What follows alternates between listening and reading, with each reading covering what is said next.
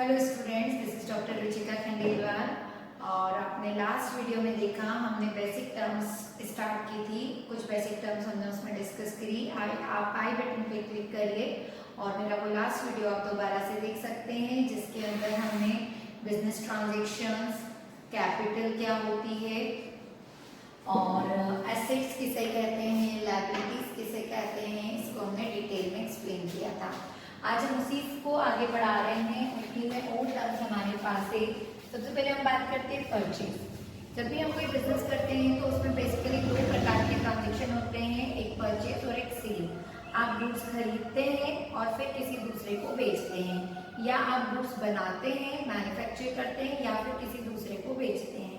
तो आप जब गुड्स बनाते नहीं, मैन्युफैक्चर नहीं करते और किसी से बना बनाया गुड्स खरीदते हैं, दैट मीन्स ट्रेडिंग करते हैं, तो हम उसे गुड्स खरीदने को कहते हैं परचेज। ये परचेज दो तरह की हो सकती है, कैश परचेज और क्रेडिट परचेज।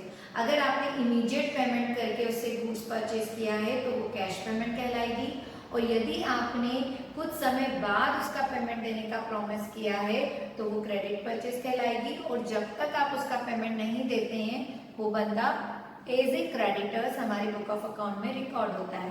जैसे for example goods purchase from Ram, Ram से गुड्स खरीदा तो Ram treat as a creditors, Ram को हम क्रेडिटर्स की तरह ट्रीट करेंगे। परचेज रिटर्न, जो गुड्स हमने खरीदा और किसी भी रीजन से वो अगर डिफेक्टिव हो गया या खराब निकल गया तो हमें उसे दोबारा लौटाना होता है, या एक्सपायरी हो गया तो जो माल हम वापस करते हैं उसको हम बोलते हैं परचेज रिटर्न। देन आता है सेल्स। जो गुड्स हमने परचेज किया वो हम किसी को बेचते हैं, किसी को दोबारा से देते हैं, तो वो हमारी सेल्स होती है।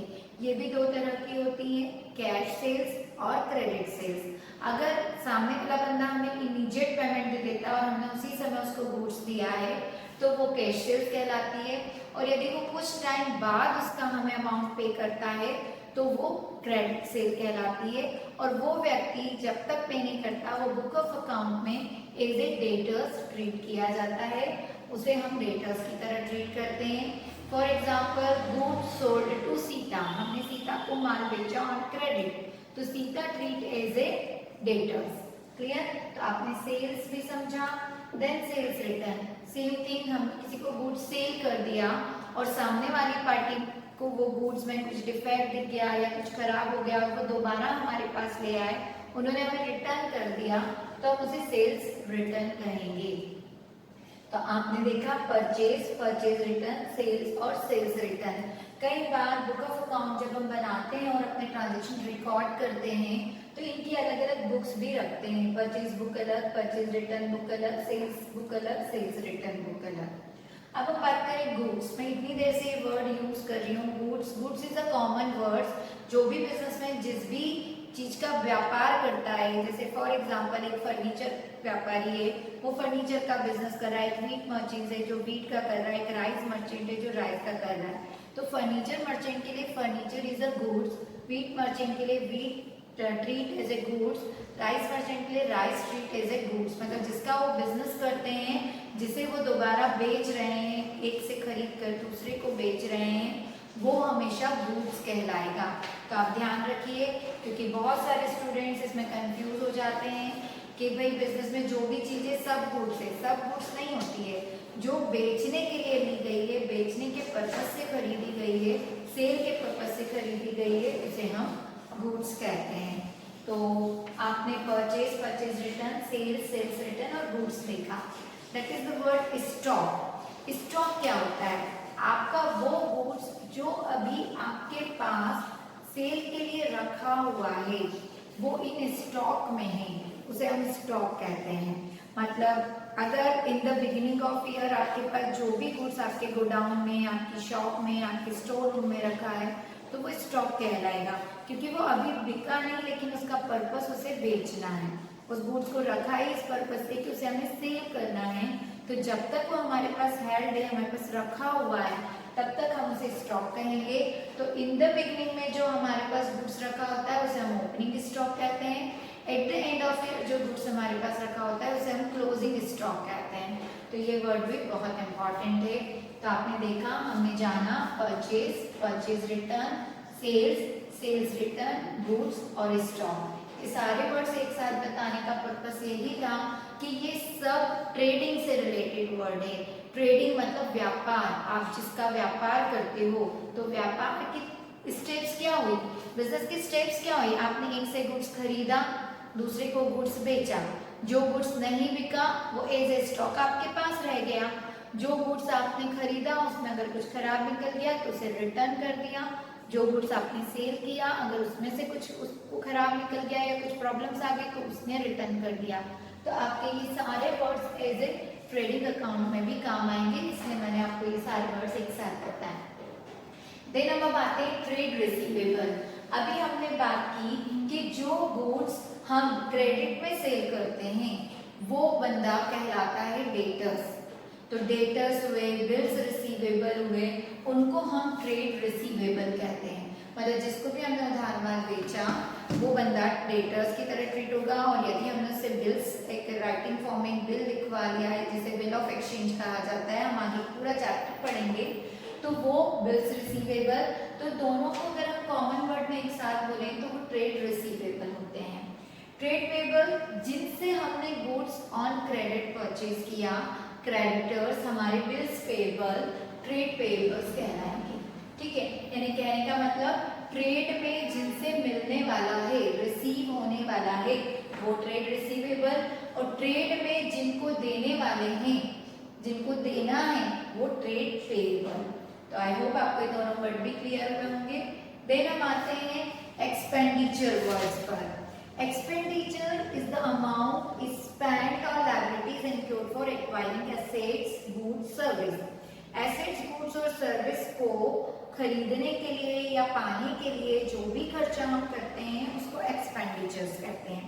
एक्सपेंडिचर्स को अकाउंट्स में तीन नेचर में बात की गई है: कैपिटल एक्सपेंडिचर, रिवेन्यू एक्सपेंडिचर्स और deferred revenue expenditure. Capital expenditure वो एक्सपेंडिचर होते हैं जो एसेट्स एक्वायर करने के लिए किए जाते हैं या इम्प्रूविंग द एग्जिस्टिंग एसेट्स, किसी भी एसेट्स को इम्प्रूव करने के लिए किए जाते हैं, या बिजनेस एक्सपांड करने के लिए न्यू एसेट्स परचेज करने के लिए किए जाते हैं। तो अगर हम बात करें तो capital expenditure are those expenditure which are nature in non recurring, जो नॉन रिक्यूरिंग नेचर के होते हैं, जो बार बार नहीं होते। Benefit for long term period, जिसका फायदा हमें लंबे समय तक मिलता है, हम इसे जल्दी जल्दी चेंज नहीं करते हैं, ये बहुत लंबे समय तक हमारे पास टिके होते हैं। तो इसके एग्जांपल्स होते हैं परचेज ऑफ एसेट्स, ये कैपिटल एक्सपेंडिचर्स का एग्जांपल है। देन हम बात करें revenue expenditures. Revenue expenditure is expenditure benefit incurred which is consumed or exhaust within accounting period. Revenue expenditure वो एक्सपेंडिचर होते हैं जो बिजनेस रन करने के लिए किए जाते हैं, बिजनेस को ऑपरेट करने के लिए किए जाते हैं, जो रिक्यूरिंग नेचर के होते हैं, शॉर्ट टर्म पीरियड के लिए होते हैं और जिसका बार बार उपयोग किया जाता है, जिसका बेनिफिट हमें जल्दी जल्दी मिलता है। तो ये पर्टिकुलर एक अकाउंटिंग पीरियड में कई बार हो जाते हैं, जैसे for example rent paid, salary paid, electricity bill paid, ये मंथली है, तो ये सब रिवेन्यू नेचर के एक्सपेंसेस कहे जाते हैं। तो हम ये कह सकते हैं कि कैपिटल एक्सपेंडिचर जो बिजनेस एस्टैब्लिश करने के लिए किए गए या बिजनेस को एक्सपांड करने के लिए किए गए, और रिवेन्यू एक्सपेंडिचर जो बिजनेस को रन करने के लिए या बिजनेस को ऑपरेट करने के लिए किए जाते हैं। देन थर्ड आता है deferred revenue expenditure. Deferred revenue expenditure is a revenue expenditure in a nature but is written off as more than one accounting period. Deferred revenue expenditure वो होते हैं जिनके अंदर कैपिटल एक्सपेंडिचर की भी कैरेक्टरिस्टिक्स होती है और रिवेन्यू एक्सपेंडिचर्स की भी कैरेक्टरिस्टिक्स होती हैं। ये इतने बड़े अमाउंट में होते हैं और इसका बेनिफिट लंबे समय तक मिलने वाला होता है, इसलिए हम इस एक्सपेंसेस को थोड़ा थोड़ा हर साल राइट ऑफ करते हैं। जैसे हमने कोई बिजनेस नया नया स्टार्ट किया और पहले साल हमने बहुत सारा प्रिलिमिनरी एक्सपेंसेस, जिसको हमने कंपनी को स्टार्ट करने में जो लीगल फॉर्मेलिटीज है उसमें काफी बड़ा खर्चा हो गया। अब ये कंपनी को तो लंबे समय तक चलेगी, लेकिन इस एक्सपेंसेस को ना तो मैं कैपिटल एक्सपेंडिचर बोल पाऊंगी ना रिवेन्यू, इसलिए इसको रिवेन्यू की तरह हम थोड़ा थोड़ा राइट ऑफ करेंगे और कैपिटल की तरह फिक्स्ड एसेट्स की तरह हम बैलेंस शीट में एसेट्स में इसको ट्रीट करेंगे। तो आई होप आपको एक्सपेंडिचर्स भी बहुत अच्छे से क्लियर हुआ होगा। देन वर्ड आता है एक्सपेंसेस। कई बार स्टूडेंट एक्सपेंडिचर और एक्सपेंसेस को एक ही वे में बात करते हैं, लेकिन इसमें माइनर सा डिफरेंस है। Expenses is the total include for generate revenue. Revenue generate करने के लिए आपने जो भी खर्च किया, मतलब आप इनकम अर्न करने के लिए जो भी खर्च अपने बिजनेस में कर रहे हैं वो एक्सपेंसेस कहलाता है। जैसे सैलरी देना, सैलरी पे करना, वेजेस पे करना, रेंट पे करना, ये सारे जो रिवेन्यू नेचर के एक्सपेंडिचर्स होते हैं ये कहीं ना कहीं एज ए एक्सपेंसेस ट्रीट होते हैं। Write off part of fixed assets या amount return of current assets को आपने रिटर्न ऑफ किया है, बैड डेब्ट्स हैं आपके, तो ये भी एक्सपेंसेस की तरह ट्रीट होंगे। Cost of goods sold also, मतलब कोई गुड्स बेचने के लिए जितना खर्च उस पर हुआ वो कॉस्ट ऑफ गुड्स सोल्ड कहलाती है। तो हम इन सब को एज एक्सपेंसेस मानते हैं। तो ये भी आपका क्लियर हुआ। अब वर्ड आता है income. Income is a very important word, क्योंकि इसी पर तो पूरा बिजनेस टिका है। हम बिजनेस कर क्यों रहे हैं, हमारा पर्पस क्या है बिजनेस करने का, प्रॉफिट अर्न करना, इनकम जनरेट करना। तो income is a profit earn during the accounting period. किसी भी अकाउंटिंग पीरियड में जितना प्रॉफिट हमने कमाया is a income. The difference between revenue and expenses is term as a income. हमारी जितनी रिवेन्यू हुई और जितना एक्सपेंसेस हुआ उसके डिफरेंस को भी हम इनकम की तरह बात करते हैं। And profit means income earn by business firm from operating activities. Operating activities से इनकम का वो हिस्सा जो ऑपरेटिंग एक्टिविटीज से अर्न हुआ उसे प्रॉफिट कहते हैं। अब आपको कहीं ना कहीं मन में बार बार क्वेश्चन आ रहा होगा कि इनकम या प्रॉफिट में अंतर क्या हो गया भाई। तो देखो, जब हम कोई गुड्स खरीदते हैं और उसको बेचते हैं तो सिर्फ उस गुड्स को परचेज और सेल का जो डिफरेंस होता है, हम और उस गुड्स को खरीदने पर जो खर्चे हुए और उसको सेल करने पे जो खर्चे हुए, तो हम ये मान लें कि गुड्स को खरीदने से लेकर और भी एक्सपेंसेस उसको बेचने तक जो हुए और उसको बेचने के लिए जो भी खर्चे हुए, हम वो टोटल सेल्स में से अगर हम इन सबको माइनस करेंगे तो जो हमारे पास आएगा वो प्रॉफिट होगा। वो ऑपरेटिंग एक्टिविटीज जो मेन एक्टिविटीज बिजनेस की, उससे होने वाला प्रॉफिट कहलाता है। लेकिन हम उसी बिजनेस में और भी कई ऐसी एक्टिविटीज कर रहे हैं जिससे हमें इनकम हो रही है, रेंट रिसीव्ड हो रहा है, इंटरेस्ट रिसीव्ड हो रहा है, तो ये अदर, इन सबको अगर हम रेवेन्यू सबको जोड़ लें तो वो इनकम कहलाएगी। तो हम कह सकते हैं कि income is a broader term than the profit. Profit का बड़ा रूप इनकम है, मतलब प्रॉफिट इनकम का ही पार्ट है। तो ये हमारा प्रॉफिट और इनकम का कॉन्सेप्ट क्लियर हुआ। अब दैट मीन्स लॉस। लॉस क्या हो गया, तो लॉस नेट प्रॉफिट कब होगा, जब आपकी इनकम ज्यादा होगी और एक्सपेंसेस कम होंगे। और लॉस कब होगा, excess of expenses of period over of revenue. आपकी रिवेन्यू से ज्यादा यदि आपके खर्चे हो गए तो आप उसको लॉस बोलेंगे, हिंदी में इसको बोलते हैं हानि। कई बार बिजनेस में होता है ऐसा कि आपको पता ही नहीं पड़ता, आप बिजनेस चलाने के लिए खर्चे पे खर्चा करे जाते हो, लेकिन जितना एक्सपेंसेस आप कर चुके हो उस बिहाफ पे इनकम नहीं होती। और जब एंड ऑफ द ईयर आप देखते हो तो रिजल्ट क्या होता है कि आपके एक्सपेंसेस बहुत ज्यादा हो गए, इनकम बहुत कम रह गई। तो यहाँ हम वो पोजीशन कहलाती है लॉस की पोजीशन।